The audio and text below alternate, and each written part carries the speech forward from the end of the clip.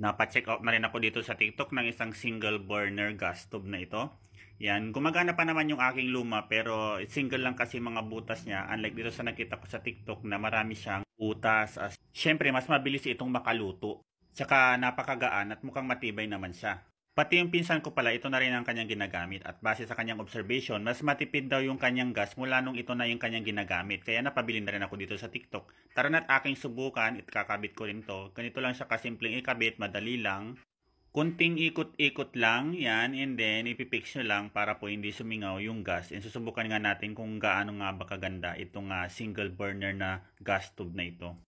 Ayan, higpitan lang po natin maigi guys para po iwas sunog. Yan ang ating dapat gawin. Siguraduhin lang natin na wala pong singaw yung gas bago po natin subukan. And then higpitan lang natin kasi medyo may mga maluluwag pang mga parts niya mula nung dumating sa akin. Kaya ito, kailangan ko muna siyang higpitan.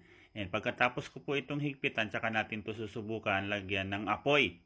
Ayan, siyempre super pihit pa rin ako to make it sure na naka-hold. And then yan sisindihan natin para makita natin kung gaano kaganda yung kanyang apoy. Siyempre kung nagkulay blue yan mga idol, ibig sabihin malakas yung apoy na yun tsaka madaling pagluto. Ayan, kitang-kita nyo naman mga idol, oh, kulay blue yung kanyang apoy at tsaka hindi pa yung masyadong nakabolyo mo.